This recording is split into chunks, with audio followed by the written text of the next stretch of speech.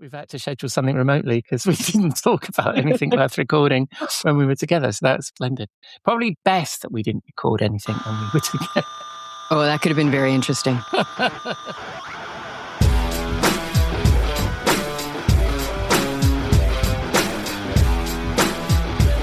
Hello and welcome to episode 324 of the Rockstar CMO effing marketing podcast, a proud member of the Marketing Podcast Network. It's Saturday the 30th of May. I'm your host, Ian Truscott. I'm not a rock star, but I am a 4-time B2B CMO, and I hope you're well and staying as sane as you feel you need to be.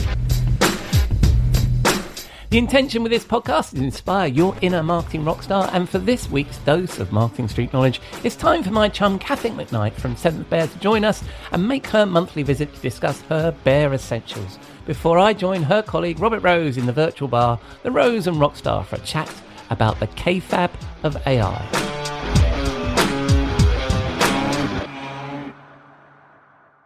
But first, we need to pay the bar tab. I'll be back in a moment. We'll be right back after this word. We'll be right back After this word. We'll be right Hello, I'm Ian Truscott. You may know me as the host of the Rockstar CMO effing marketing podcast, but I'm here to share that we're kicking off the inaugural MPN Podcast Awards, which will be hosted by Gordon Glenister, podcaster, author, and the Don of influencer marketing. What say you, Gordon? The Marketing Podcast Network is a community of marketers who podcast. And we thought it was high time to recognize the podcasts that we love, marketing podcasts. But these awards aren't just about the shows on our network. The MPN Awards are open to all marketing podcasts. And this is our chance to shine a light on the voices right across the entire marketing podcast community.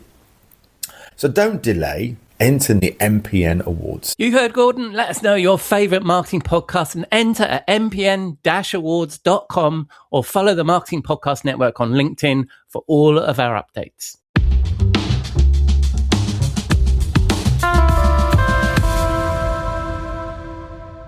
Study and play come together on a Windows 11 PC. And for a limited time, college students get the best of both worlds. Get the Unreal College Deal. Everything you need to study and play with select Windows 11 PCs. Eligible students get a year of Microsoft 365 Premium and a year of Xbox Game Pass Ultimate with a custom color Xbox wireless controller. Learn more at windows.com/student offer. While supplies last. Ends June 30th. Terms at aka.ms/collegepc.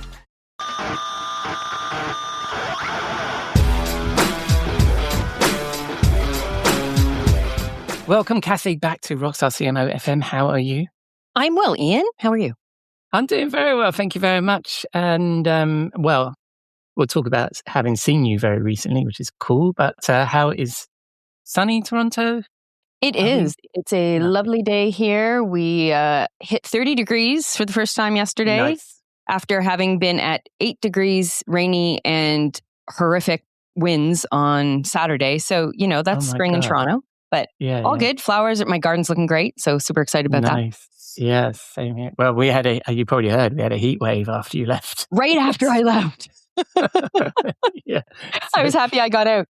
Yeah, exactly. Because we was hitting, I mean, the nice thing is we can both talk in centigrade, but it's the first time in recorded history or something that a location in the UK has hit over 30 degrees in May or some statistic like that. It was like, wow, mad. Yeah, it's been mad. Yeah, but you know, global warming, not a thing. No, I don't think it is. Just happens to be randomly warm. What does that all mean? Right? It's been absolutely boiling all week, including today. Yeah. So sadly, you missed the good weather when you were over in London, and also sadly, you managed to see me, which, how bad? Not sad on either. Actually, the weather wasn't bad. As far as London weather goes, it was fine. Yeah. And of course, it's always amazing when we can connect. So we had a lovely dinner, some wine, cocktails. It was great. It was great. And remarkably very little conversation about what we're going to talk about today, which is why we've had to schedule something remotely because we didn't talk about anything worth recording when we were together. So that's splendid. Probably best that we didn't record anything when we were together. Oh, that could have been very interesting. That is going to be the podcast I definitely need to do.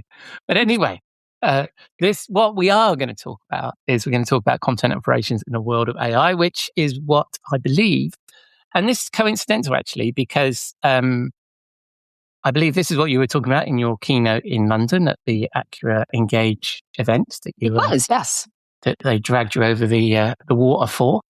And, but it's coincidental because actually last week, Jeff and I were talking about how to get your content in front of the LLMs.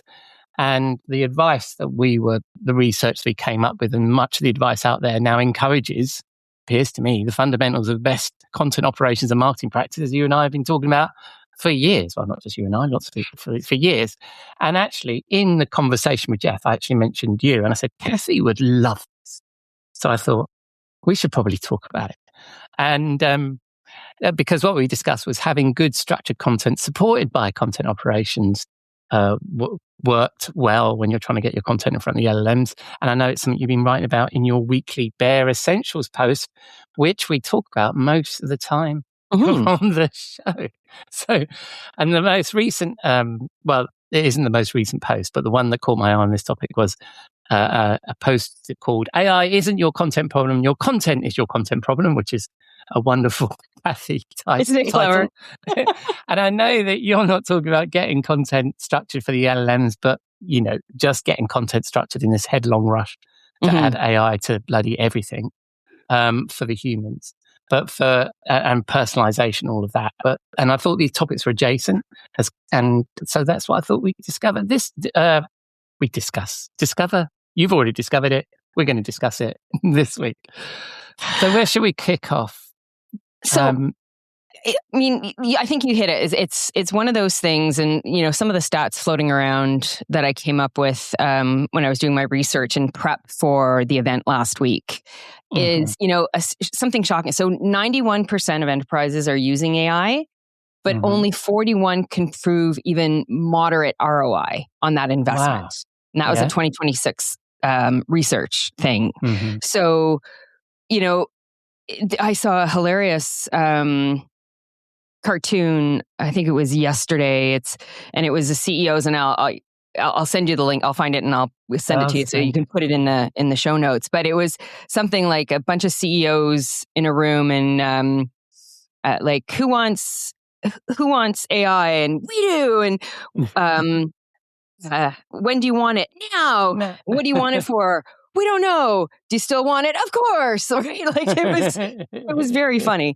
And it struck me as, that's what's happening is leadership. It's an obsession with C-suite, as it should be, because it's impacting all parts of the business. But there's little context. It's just like, no, you need to be doing this. Go figure it out. And so, a lot of times our clients, we may be engaged for a strategy or a content roadmap or a team restructuring, but AI is always one of the core themes that runs throughout it. And, some of the core questions, one of the things that I started off my presentation with last week is I asked the room and said, okay, how many of you, where do you start your content process? Like how does it come about? What is the initial thought, or what is the thing or phrase? And people kind of humming and hawing. It's end of day, right? So they're like, And I said, okay, how many of you have heard the phrase more than once? I know. Let's do insert asset type here. So let's do a PDF. Let's do a microsite. Let's run a campaign. I've actually heard somebody say this. Let's do a viral video. Okay, that's a whole other problem. But in any case, it always starts with the final format, right? So, and this is being done across the organization. So what are you going to get out of that if that's where it's starting? Is you're going to get one single thing locked in. PNG, PDF, EPS. All these files are beautiful and serve great purposes, but they lock everything in.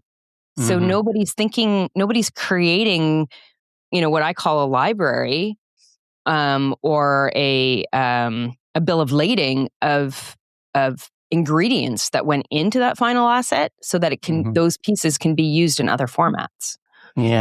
So that's because in your article you talked about the challenge of unstructured content. So is that what you're describing right now? Yes. Yeah. So content is a singular flat. Yeah. Try lifting a color out of a painting. You can't do it, right? Yeah. So it's the same when you create digitally. If you put everything in the same layer, it's very hard to change things around and modify and whatnot. Whereas if you build things in layers, then you're able to manipulate and leverage different elements of it. And that's what with unstructured content, it's in the final format. It's one thing. So, anybody listening, raise your hand if you've ever taken a screenshot of a PDF to use that image, right? Because you can't get it out. Yeah. So that's what we're talking about. Isn't it amazing though, isn't it? I mean, the way these things come around, I mean, that's exactly the challenge. And that's the interesting thing. The conversation I was having with Jeff about best practice to get your content indexed by LLMs. It was absolute 2 decades old content 101, right? And that's the same thing, isn't it? It's that combination of content and presentation that we've always talked about. You need to keep those things unhooked. Yeah. But on the other hand, us two, we're kind of purists on this thing. And we try and run our content so the presentation, the content is separate so we can reuse it. But why does all this stuff actually matter to the business? So I think for, level setting, and this isn't me bashing AI. I love AI. I use it every day. I'm playing around with it. I'm trying to get better at it. I encourage others to use it, but use it for the things that it's really good at, like content variation. It's amazing when you have bits and pieces, AI is able to go in and optimize each of those bits and pieces. So instead of trying to optimize 1,000 words, it can go in and optimize 20 and then 40 and then maybe 10.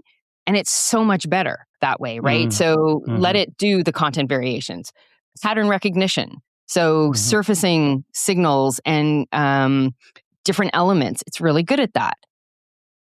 Personalization logic, figuring out the right audience, the right content, suggesting a taxonomy. Those kind of things are really important. But it's not so good at, and this is where I'm getting why it matters, is because it's not good at unstructured content, right? It needs text blocks and image elements with metadata behind it, right? There's got to be semantic meaning and modularity for it to be able to operate and actually live up to the promise that we've all been promised of what it can do, right? Platforms that don't share, right, that don't cross-communicate, it has a really hard time navigating through that because now it's looking at conflicting information and it doesn't know what to do with it.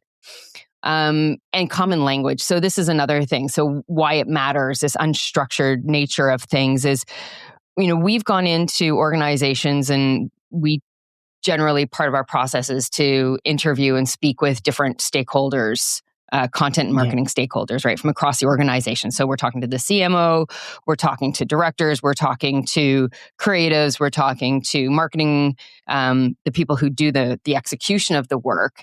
And somebody will call it an ebook. Somebody else will call it a digital asset. Somebody else will call it something else. They're all talking about the same thing, right?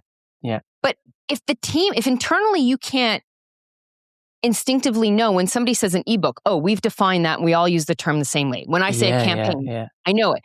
How the hell is AI going to do it? How are they going to know the context, or it going to know the context of what you're asking it to do, or figure out what to do when you can't even call it the same thing? So this unstructured nature of content, be it the naming convention, be it how it's pulled together and stored, if it's stored, no metadata or not the same metadata, if there is any, no shared taxonomy, this is what's the breakdown. This is why less than 50% of companies who are using AI are seeing any kind of return on its investment in it.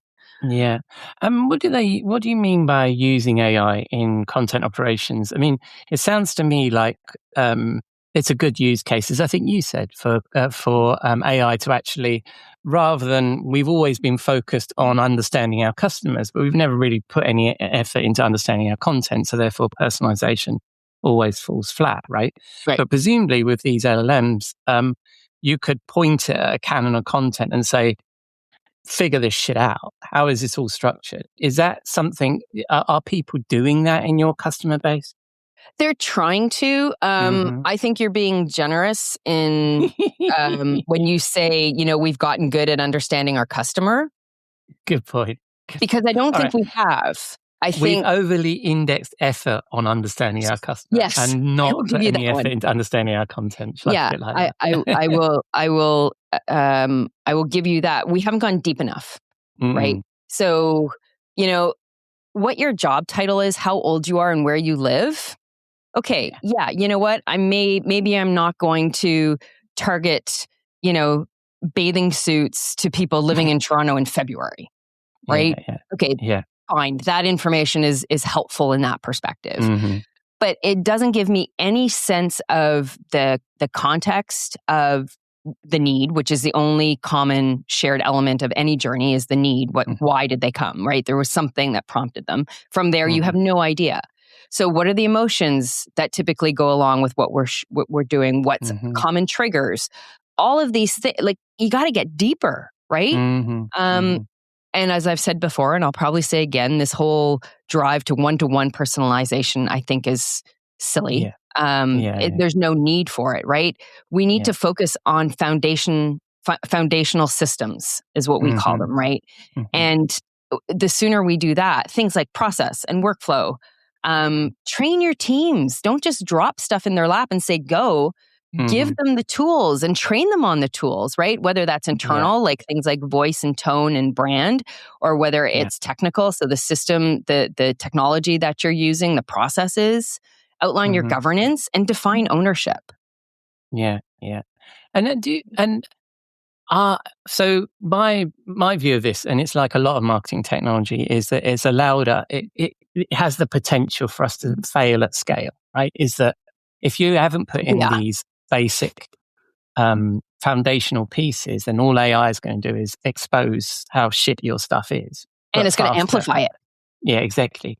So we recognize that challenge, right? Do you think AI is driving a new age of content operations from that perspective? Do you think people are starting to think about, well, I need to have my foundations in place? So, the typical thing is it comes from the top down and the CMO is told, do something with AI. And as soon as they started jiggering about with it, whether it's vibe coding or whether it's building these personalized apps or whatever it is, they realize, bugger, content can't support this. Is that just me being Pollyanna because I enjoy good content, or is that something you're seeing? So they're recognizing it. People are, it's amazing the amount of effort we see. And this is not just in work that we do. I think this is general human nature. The effort people will go to build a workaround rather than just do the work. Right? Yeah. What is the MVP? What's the minimal viable product that we can get away with, or the shortcut, or the back door, whatever it is, to get it to work? And then, you know what, we'll go back and do it right. Well, that's now burning everybody because they never took the time. Governance is always the thing they're going to do next that they never do. Ownership is the hot potato that nobody wants to, grab a pair of oven mitts and deal with, right? And governance and ownership are two different things. Metadata is seen as, oh yeah, it's good, but we don't need it. And then without it, everything's guessing, right? Search, recommendations, targeting, all of the things. Unless you have metadata, none of that works properly. So it's interesting how even now, where it's being proven very quickly and with a megaphone, how important these systems are. And nobody's denying it. We have yet to have a client go, we don't need that. It's like, yeah, but we don't have time, or we don't have the money, or we don't have the team. It's like, well, okay, but it's not going to get any better without any of this. Yeah. So, and on that sort of governance, and I mean, one of the things that when I was working closely with content management years ago, part of our governance was around digital rights and digital assets and all that stuff. Now, to me, it seems that AI offers you an out in that, right? Because if it's generated if you publish an image that's generated by AI or a version, like we were talking about repurposing just a moment ago, then you kind of opt out and you say, well, it's the LLM that's the problem if there's a copyright issue here. Is that something that you're seeing in terms of governance, in that people are, if individuals within the business are going to start creating images using the LLMs, are there governance things being put in place around that stuff? Are you seeing? So I don't think people are offloading the issue to say, oh, that's the LLM's fault. We don't, kind of thing. Because ultimately they realize they have to pay the price, right? If you break a copyright law or infringe on it, you're getting dinged. And it's no longer like, oh, they're never, there's a bajillion pages out on the web. Who's going to find this image? Somebody does. Everybody does now, right? Because the creators, the creative professionals who are, taking the picture and putting it into like the photo apps that you can purchase, or creating the concepts or the graphics and whatnot. They're doing all the right things, right? They're putting in the meta tag, they're putting in their parameters, and they're able to find it wherever it is, right? It's so you'll get an email. You use an unlicensed photo in a blog post or something. I would say there's a very high chance that at some point you're going to get an email from somebody, some entity saying, hey, by the way, you didn't pay for that. Here's a link to pay for the license to continue using it, or cease and desist, or there's a fine, right? It's no longer no big deal. We have there's also a group of filthy people that are like ambulance chasers on this stuff, and you don't think that sounds perfect. Like the author says, oh, and you can say, okay, great, and I'll pay the author. But you've got this sort of middle tranche of ambulance chasers that are looking for that stuff, and I don't think any of the money that they generate ever goes back to the creators. They just scare the shit out of somebody and get them to pay them 50 quid and off they go, right? So I'm not sure about that. I suspect there's always somebody who's putting brilliance to no good. No, I've had a letter from somebody once, and it was just like, this is a total fucking scam. But that is a digression from what we were talking about. Maybe we should use licensed content. But I did think it was an interesting thing, because obviously if you're using the LLMs to create variations, it might be, and the other thing is, I'm also wondering now, we're getting softer about this stuff, especially as the AI gets better. Is it any better having stock images on your website where it's just clearly not people that work for your organization huddled around a table high-fiving each other? Does it matter whether it was stock photo or whether it's AI that generated that ridiculous image? That's a different question, and I don't know why I've asked it, but I wonder what you thought. I think it's hilarious when, people are still using, is it Simu Lee, the actor who, before he got famous, he did modeling and did stock photo modeling, right? If, randomly you will see people who use, everybody's in a white or blue shirt, button down shirt, collared shirt, and they're all standing around a table pointing, looking really happy, that sort of one that everybody has. You'll see him there, which is hilarious, right? But again, nobody should be using those anymore. Like how difficult is it to get something more creative, or use that as a baseline and then modify it and tailor it, right? Use AI to make it more individual, put in your brand on the paper, or change the colors or whatnot. And now you can put yourself in the image. So now you're high-fiving with that. No. But there's so much opportunity to be brand specific and brand aligned. Yes.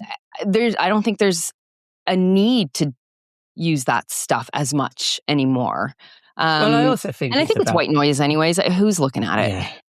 Well, I mean, we've got a lot of it on our Velocity B website that I've done, but I think that it also, you can choose stock images that are on brand rather than use the lazy ones, I think, sometimes. So I think there is, but I just wonder if there's still a place for it, when you can generate these things, which has taken us right off top. Now I'm going to have to bring us back. So what are you recommending? So let's get back to the topic. If anybody has forgotten what the topic was. It was about how does content operations work with AI? And so what do you recommend for both the topic me and Jeff were talking about, influencing the LLMs with our content, and what you were talking about, which is building a content platform for our human audience? What do you recommend that people do? So I think you've got to address the bottlenecks that we see in every organization, which is the siloed content, right? Pages, assets, not components, no modular architecture. Everything starts from scratch. You're recreating the wheel every single time. Different tools for different teams. Ultimately, AI can't optimize what it can't break apart, right? So get the content out of the silos, whether that is literal in terms of team or not so in terms of just the asset type and breaking it out. Figure out your metadata. It's not that hard. Share vocabulary, tag everything. This is where tools can be super helpful, right? Feed it the right information, your brand, your tone, your guidelines, your keywords, your metadata, your taxonomy, or not your metadata, but your taxonomy, and let it do the first hard pass at it. And then do it in bits and pieces. You don't have to tackle your entire library all at once, right? A little bit every time. Great job for an intern. And set up some governance, right? Right now, nobody owns the content lifecycle. Nobody. Like, not a single organization have we gone into where there's clear ownership of the entire lifecycle. Define your roles and workflows. Understand the decision-making process, the handoff, where it goes, by whom. Address those, and then stop just creating and start orchestrating, right? So don't start with the asset. Let's create a PDF. Let's do a campaign. Start with the audience. What is it that you need in order to communicate what you're communicating, or answer the questions that they have, or fill a need, whatever it is that they're at, like the with them, what's in it for them? What are all the bits and pieces that you need? And then how is that going to be pulled together from an output perspective, and where and by whom? Right? So coordinate it. I'm not saying everybody has to sit in a room and kumbaya and get along, but make sure that people know what's coming, what's available, and full stop. The initial part of the planning phase should be, what do we already have? What could we repurpose, as you were saying earlier on? Yeah, absolutely. So it's orchestrating. It's not just about creating. And there's some brilliant creation out there, and so many amazing things. But get that working for the entire org, right? Yeah. What I also see at the moment is a lot of discussion about using AI efficiently, because I think that so far AI has been like, the crack dealer on the corner giving us our first sample. And eventually they're going to want to get paid, right? And so I think we're going to see a drive to be as efficient as possible with the tokens, with the LLMs. And the way that I'm hearing to do it is give it markup language, give it well-structured language. There's so much more effort for an LLM to pluck all the content out of a PDF or out of some kind of locked content than it would be out of a markup page or a well-structured HTML page. So I wonder if that's also going to start playing a role in this, is when people start to look at, how do I use the LLMs efficiently? Well, it's going to take me a lot less cycles if I do my housework first, right? Yeah, and not letting, so again, leveraging AI and Gen AI and all the tools out there to help you build something. You got to keep the human, right? Human in the loop. Because the ironic thing is, LLMs don't like LLM generated content. They don't like AI generated content. They want the human, right? So talk in human voice, answer questions that are actually being asked. You don't need to be clever. It doesn't have to be marketees. Just be straightforward, which is something that we've been talking about for as long as I've been doing this, is, yes, clever is fun and it will attract from a headline perspective. But when you get into the meat of it, what is it that you're getting? People want to, like, what's in it for me? Answer the question straightforward. And that's what LLMs are going to pick up. That's what they're going to love. Yeah. Nice. Well, a nice way to close that out. So you've just been traveling. You were at an event. What's next for you? You've got a busy June. Are you traveling or? Off to Chicago for Salesforce Connections next week. We have a busy month. We have 2 kids convocating, so that takes up some time and a little bit of celebration that way. And nice. Yeah. What are they doing? What word did you use there? Convocating. What does that mean? So they're graduating. So they walk across the stage, got their degree. Convocation. Oh, nice. Yeah. Oh, I didn't know that. Is that a uniquely Canadian term or just I'm an I idiot? have no idea. Okay. Well, we'll agree on that one. Okay. And I'll speak to you again in a couple of weeks for your monthly visit. And Absolutely. I look forward to that, Kathy. So have a wonderful rest of the week. And I'll speak to you soon. All right. Thanks, Ian. Cheers. Cheers, Kathy. Bye-bye.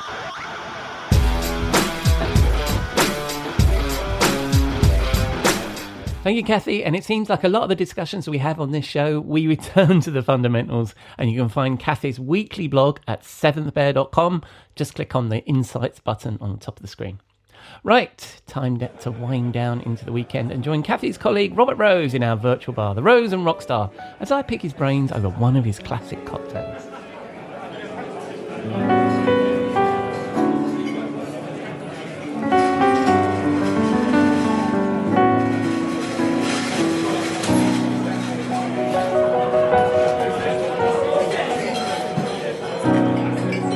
Hello, my friend, and welcome to the bar. Thank you very much, mate. And how are you doing? I'm doing tremendously well. It's beautiful, beautiful, beautiful here in Southern California. And yeah, life, I have to say, life at home. I'm not doing so much traveling this summer, which is just fantastic. So yeah, life is good, I have to say. Nice. Very nice. Other than the obvious thing that I always mention, but that's just always, you might as well not even go there because it's just like sort of like, oh, it's Tuesday. What did you do this week? Well, yes, it is. It just goes on, doesn't it? It just goes on. It's just, you have to acknowledge, it's like the weather, right? You sort of you walk outside, you sort of look around and yep, sun is out, clouds are out, Trump is an ass, and we're moving on. Okay, there we go, our day. Well, we've had a heat wave, and it's been hotter than ever in May for us, and so it has been absolutely scorching. And I need to do the change to Fahrenheit, but it's over 30 degrees here, which was a first for May for us. So. And then, as I was saying to Kathy earlier, who was on the show this week, as she mentioned, global warming what? Yeah, right, exactly, right. Yeah, so it's boiling hot here.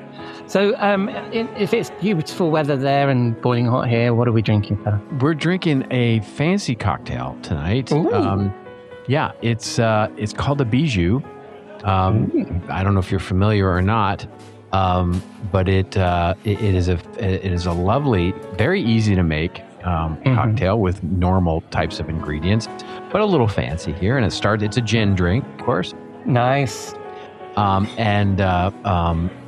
it goes all the way back to 1900. This drink, so it is a classic in a way, but one I hadn't really known much about. It starts with 1 part of dry gin, whatever your favorite dry gin is, 1 part of sweet vermouth, being key there, and 1 part green chartreuse, which is can be a little difficult to find, but not terribly difficult, and then a dash of orange bitters, and then so you put all of that. So the 3 parts of the liquor and the 1 dash of orange bitters into a mixing glass, fill it with cracked ice, and then strain that. You don't have to shake it or anything like that. All you just need to do is just throw it in there for a minute and then strain it all into a chilled cocktail glass because it just shouldn't have ice in it when you drink. And that's the point. You drink it a little bit like you can put it in a martini glass if you like, or something like that. It might you might overfill your martini glass, but there you go. And that's just called get a bigger martini glass. Drink. Nice, very nice. So this week, mate, something that caught my eye that you posted on LinkedIn. Title is part of your Lens newsletter. It's called "Kayfabe is Breaking," and one of the things I quite liked about it, because as you'd shared on the show, you'd been away on this retreat, and in the retreat, one of your cohort at your retreat said, AI can't not know, which I thought was really interesting. I'd never heard of this phrase Kayfabe before. And how does that relate to AI and this idea that AI can't not know? Well, it comes about, so Kayfabe itself is, so you are clearly not an aficionado of professional wrestling, which does not surprise me, coming from the erudite background that you come from. Yes. But basically, whatever the equivalent is, and there are many equivalents to the professional wrestling idea. There's Mexican wrestling. There's all sorts of, sport as theater, as it were. It is basically an unwritten understanding between the audience and the performers of a thing. And in this case, we'll use professional wrestling, that everything is fake, but everybody pretends it's not. Right. That is kayfabe, right? Is that the idea is that the art, as it were, is in the pretending that it is actually real. So, so in other words, the audience knows it's not real, but they don't, but that's not why they're not coming to it like you would a theater play. They are coming to it, suspending their disbelief and believing that it is actually real. The competition between the wrestlers, even though it's highly scripted and choreographed and all of that. That's kayfabe. And the idea I just interrupt you there because we're going to talk about AI, but as you were describing there, I thought we could do a show on the kayfabe of marketing, right? Because that's that's the point. That's actually the point. Is that what I was trying to say in the newsletter is that we are in a season right now where kayfabe is everywhere. From our politics to marketing to the content, thought leadership, and how AI is actually creating in so many ways this illusion of thinking, this illusion of engagement, this illusion of and we're all pretending that it's real in so many ways, but it's just not. And what's happening is that illusion is starting to break. And what I speak about in the post is, you start looking at some of the examples, and the most prominent one that you can see right away is this idea, this illusion that AI is sort of this savior technology that's going to give us a 4-day work week, and it's going to save everybody's life and cure cancer and all of that sort of thing. Which is now you're starting to see, even during graduation season, all of these quote unquote thought leaders are going up and talking about AI, and they're getting booed off the stage by the young people. And AI hate and AI pushback is a real thing that's going on right now. There's a real, there's a real trend there. And the interesting thing is that you start to look and there's a great article, I think it's in Futurism or another article, where they talk about how all the CEOs, everybody from the NVIDIA to Satya Nadella at Microsoft to Sam Altman, they're all confused. Like, they're all like, what? Nobody believes anymore. Why are they all blaming us? Why are they all so, and not even realizing that it's their own theater that they've created that has created this visceral reaction to AI. And so kayfabe is breaking. Basically, we are starting to see beyond the illusion of what's going on in the world.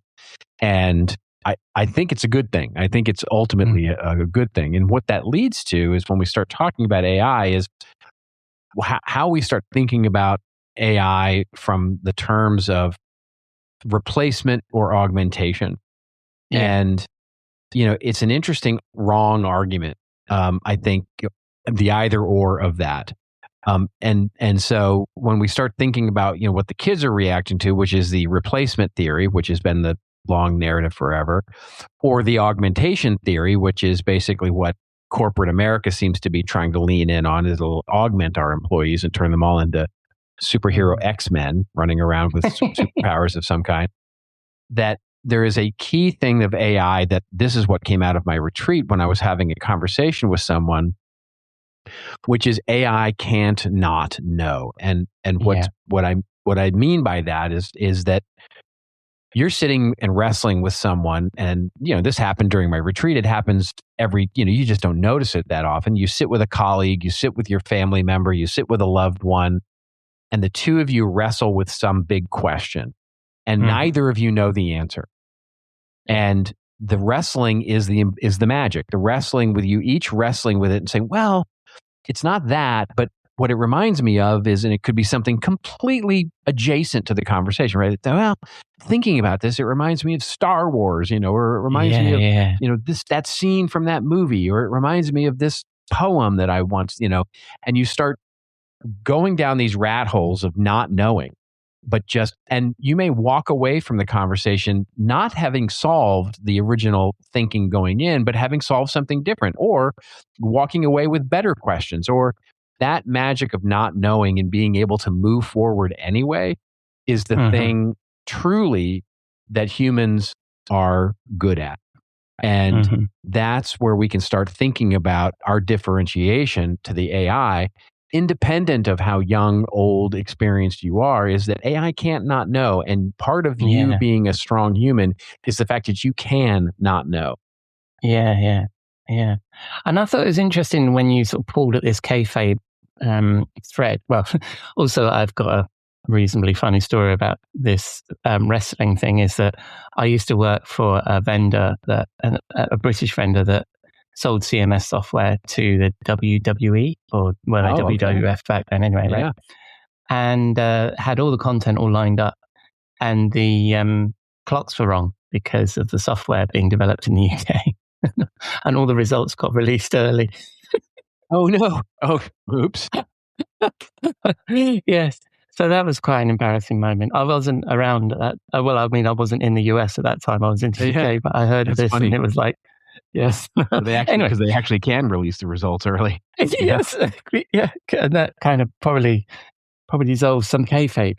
But the other, also the idea that, because I think when you were in your newsletter, which covered some other topics, so it wasn't just about the kayfabe thing, but I also thought that you were pulling at a thread here that maybe the kayfabe of leadership in general in marketing is fading. Is that the sort of the curtain, the Wizard of Oz curtain, is being pulled back? Is that? Do you think it's a general workplace societal thing, or is it? Or are we pinning this down to digital marketing, AI, and all that kind of good stuff? Well, I think that's a question mark at the moment. I think, I'll put it this way. I'm actually inspired by, so I think the interesting thing to me is that the kayfabe, if you will, the script that's being written right now about all the booze that, whatever it was, Eric Schmidt from Google, got booed on stage because he was talking about it.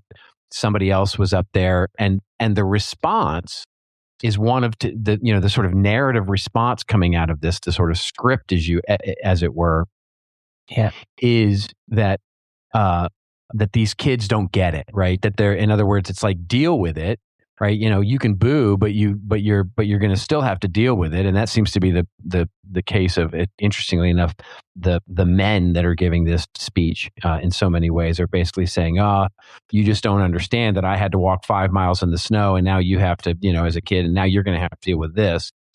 And then the other narrative seems to be that they're scared of it, which is the other sort of idea here, and that, interestingly enough, is not it either. That the kids are neither scared, nor do they not get it. They understand. They're pissed. They're angry about it. They're annoyed, and that inspires me, basically.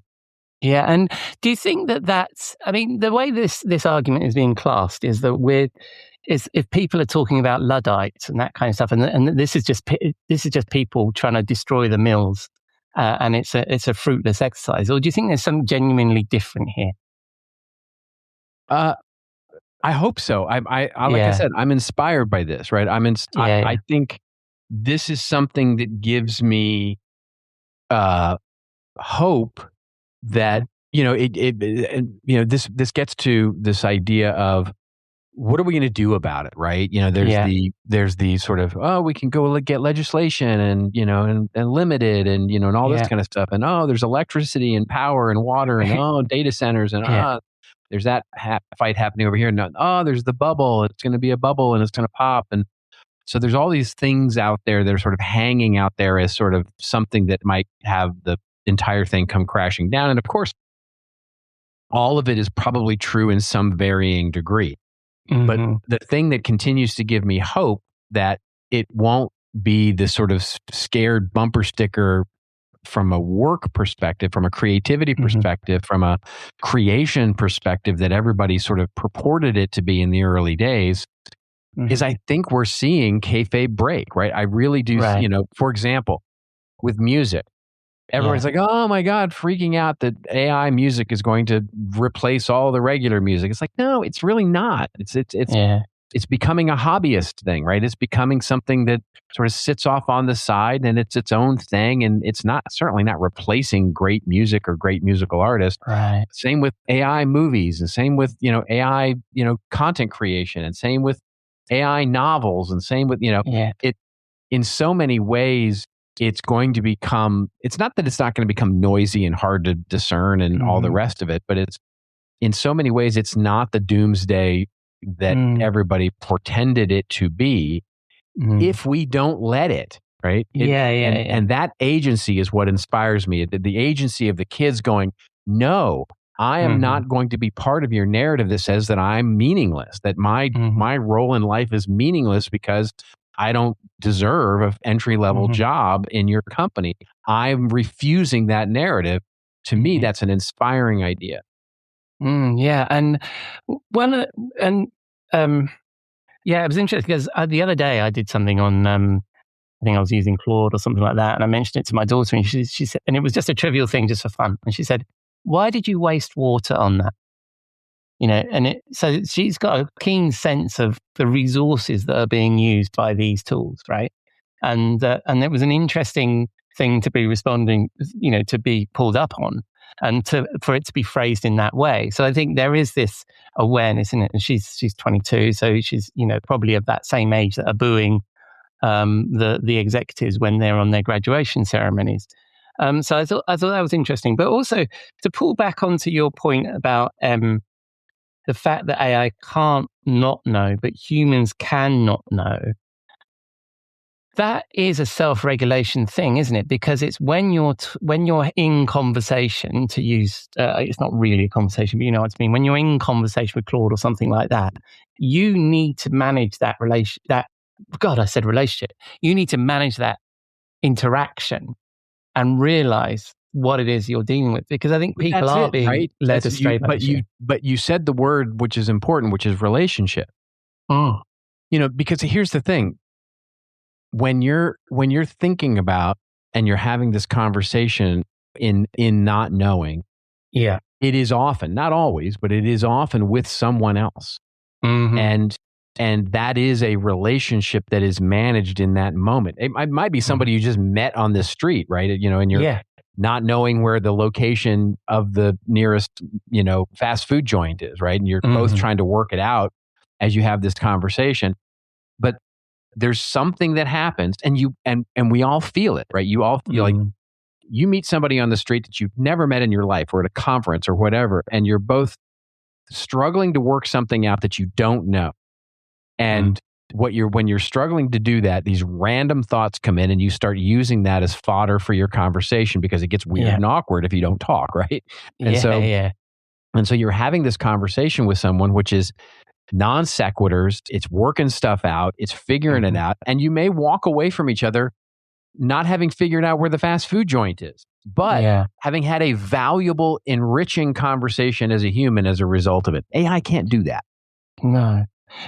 But it does give a facsimile of it, doesn't it? That I agree with you. Well, it can describe it. It like so many things, it can describe that conversation.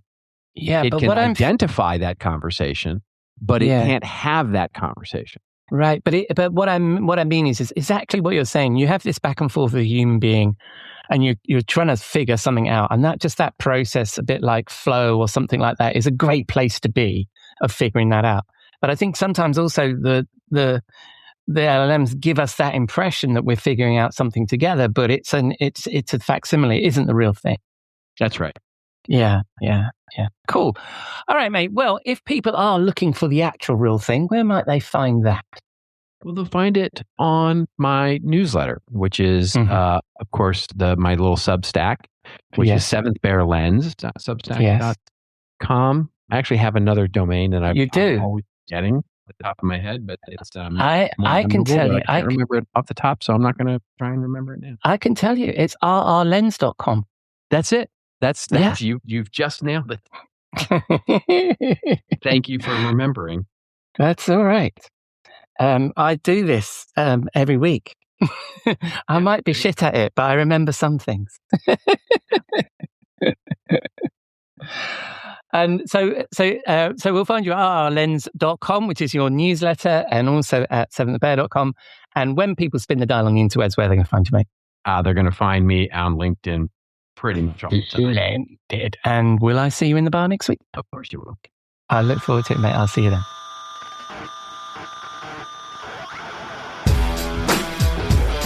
Thank you, Robert. I love that Kayfabe idea, that we are held together in a belief in something. And I wonder what else we can apply this to in marketing. Something to come back to in a future episode, I guess. So that's a wrap on episode 324 of the Rockstar CMO effing marketing podcast. Thanks to Kathy and Robert. But most of all, thank you for putting a dime into your podcasting jukebox, selecting our track and jiving along with us. I've been your host, Ian Truscott. You can find links to our little band and the articles we discussed in the show notes, along with links to our blog, newsletter, and all of our previous episodes, all at rockstarcmo.com. Next week, as I was curious about the impact of LLMs and the changes to buying behaviour on the analyst industry, who better to ask than my chum Jeff Clark, who, as you know, is a former Forrester research director. And I'll be back in our virtual bar with Robert. And in the meantime, here's a quote from Michael Brenner. Behind every piece of bad content is an executive who asked for it.